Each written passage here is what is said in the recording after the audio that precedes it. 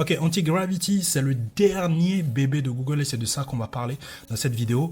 Très vite, cet outil s'est imposé comme l'un des outils phares aujourd'hui pour Vicoder, malgré le fait que ce soit un outil très récent.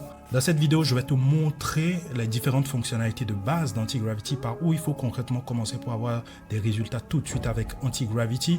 Et à la fin de cette vidéo, tu pourras décider si désormais tu intègres Anti-Gravity parmi tes outils pour Vicoder tout simplement. Let's go! Avant de commencer, il faut bien que je vous définisse concrètement ce que c'est qu'Anti-Gravity, surtout pour ceux qui découvrent Anti-Gravity, qui ne savent pas ce que c'est et qui sont novices aussi dans la tech. Anti-Gravity, c'est tout simplement un IDE. C'est quoi un IDE? IDE signifie tout simplement Integrated Development Environment. C'est tout simplement un environnement de développement qui est doté d'un ensemble d'outils pour te permettre d'écrire, de tester et d'exécuter du code. Ce qu'il faut savoir, c'est que les IDE ne datent pas d'aujourd'hui. C'est pas avec l'avènement de l'IA que les IDE ont vu le jour. Les IDE existaient bel et bien avant.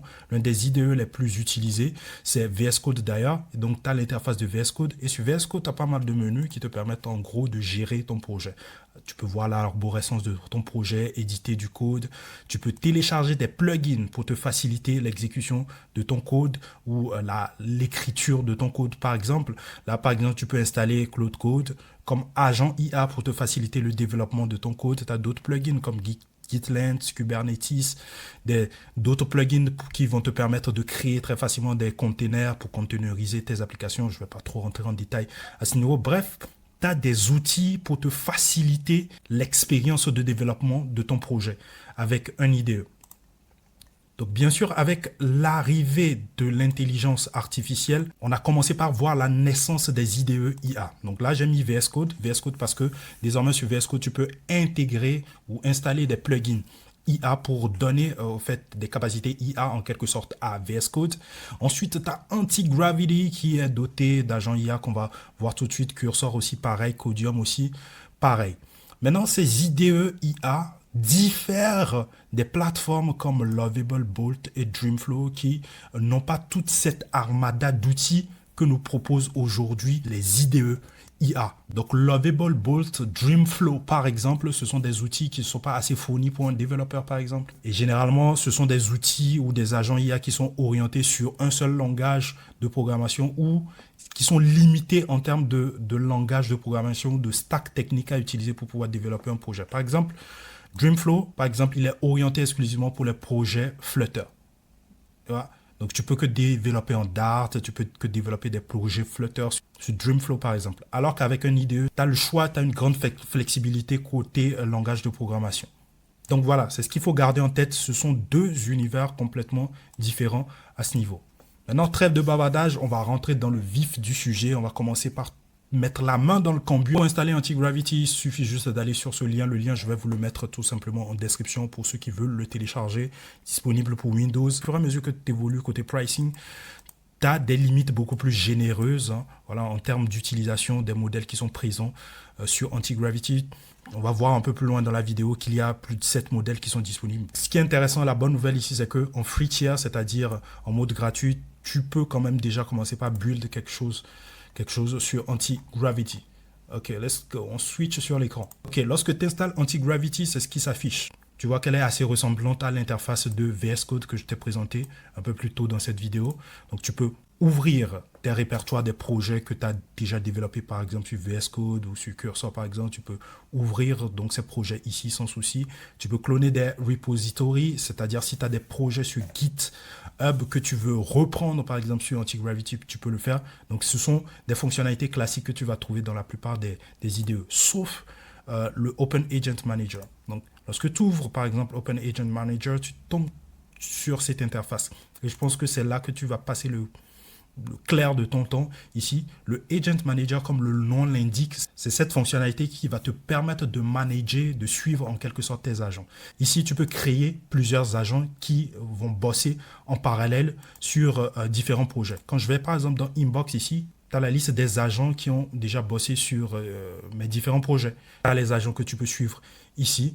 Maintenant, à ta gauche, ici, tu as la liste de tes projets. Les projets, ce sont les workspaces en gros. Par défaut, lorsque tu arrives comme workspace, tu auras Playground ici. Donc, tu peux déjà commencer par développer un projet sur le workspace par défaut, Playground ici. Commencer par discuter avec l'agent IA. Si tu as déjà utilisé du Lovable par exemple, c'est le même procédé ici. Tu décris ton projet et puis boum, c'est parti. Maintenant, on va essayer de créer un nouveau workspace pour un projet en particulier.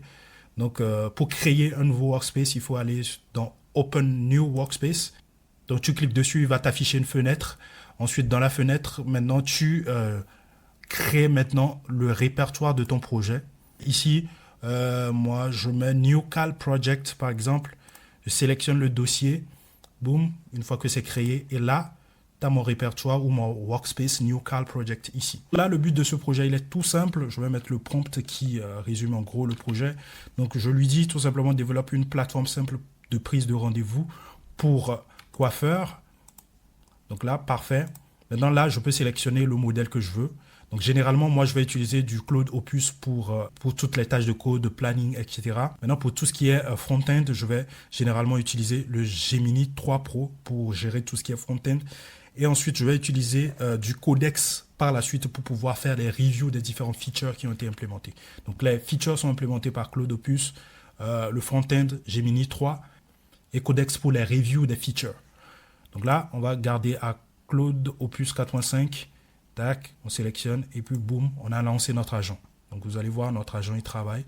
Donc là, ce qui est intéressant, c'est que je peux créer un autre agent qui peut travailler en parallèle peut-être sur une autre feature. Donc, vu que c'est le début du projet, on n'a pas la liste des features. Donc, je me mets dans la peau de quelqu'un qui n'a pas encore un ordre d'idée sur les différentes fonctionnalités précises à implémenter sur cette plateforme. Donc, je laisse libre cours à l'IA de me proposer des idées pour pouvoir le faire. Mais généralement, si tu as des idées, si tu as déjà un cahier de charge déjà prédéfini, n'hésite pas à mettre ce cahier de charge en format MD, par exemple. Et dans ton prompt, ici, tu fais juste référence au fichier MD ici. Et donc, l'agent IA se chargera de lire le fichier MD et de mettre en place les plans d'action nécessaires pour pouvoir drop rapidement ton projet. Donc là, il est en train de travailler, on va le laisser travailler. Et donc, je vais vous montrer un peu la gueule de certains de mes projets. Ok, parfait, on est sur le projet Scratch. Donc, juste pour vous montrer un peu la structure d'un projet, comment est-ce que ça marche concrètement. Là, tu as voilà, l'arborescence ici de manière classique.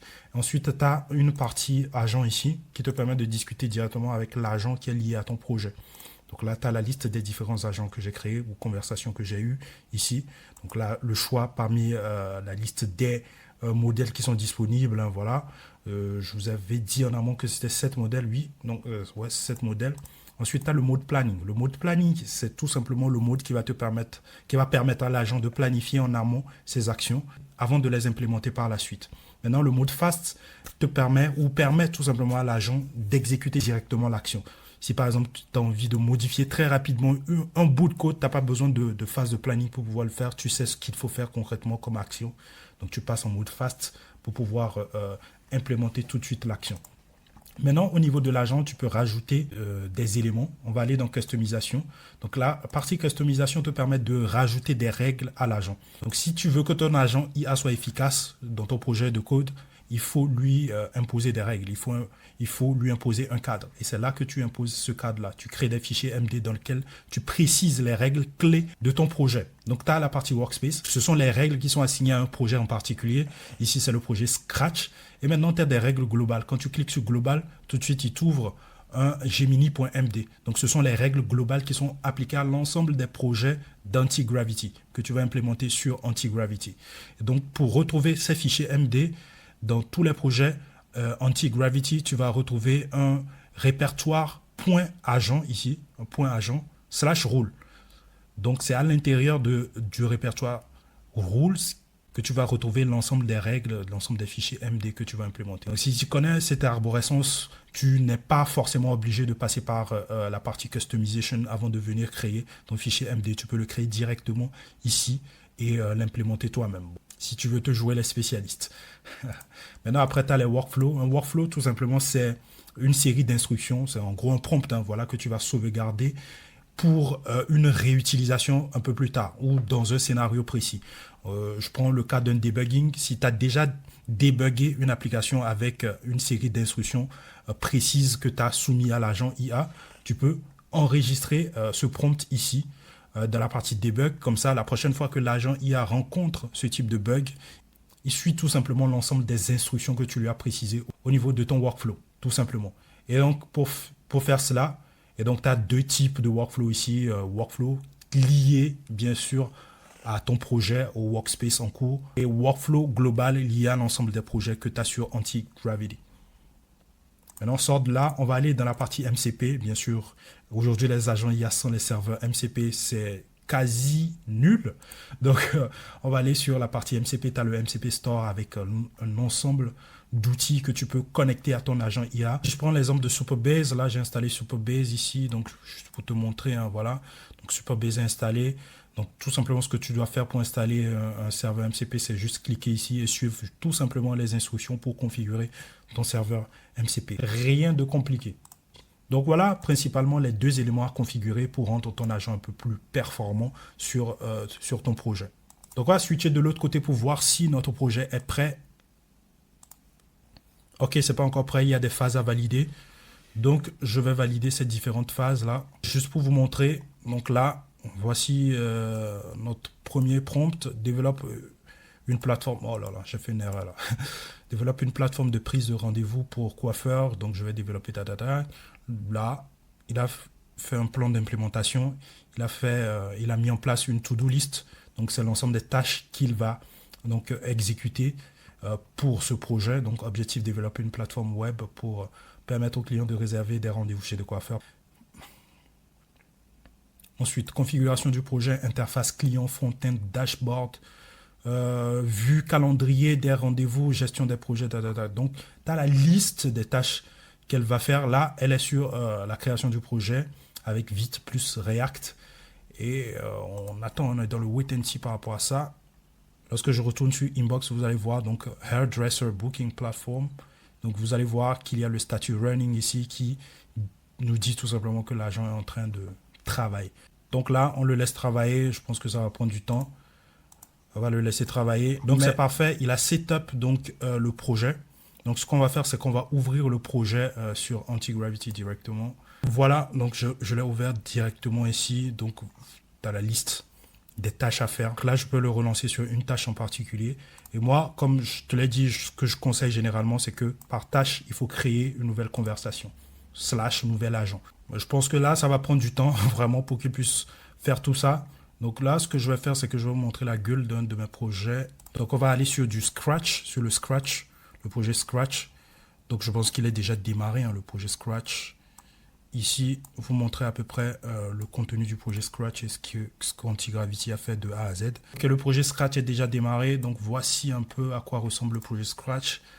AEO Pilote, c'est le nom du projet. Le but de ce projet, tout simplement, c'est de créer tout simplement une plateforme AEO. Pour ceux qui ne savent pas ce que c'est que AEO, AEO signifie Answer Engine Optimization. En fait, c'est une évolution en quelque sorte du SEO qui vise à optimiser tout simplement ton contenu pour apparaître directement dans les recherches fournies par les assistants IA qu'on a aujourd'hui, un ChatGPT, Claude, etc., etc. Donc, c'est ça le but du projet. Donc, on a toutes les fonctionnalités qui sont implémentées, brief IA, analyse IA, rapport, et la partie paramètres aussi qui est implémentée. Ok, voilà un peu pour le projet Scratch. Donc, en planning mode, tu auras toujours cette partie planification qui va se mettre en place avec des tâches à effectuer, tout simplement.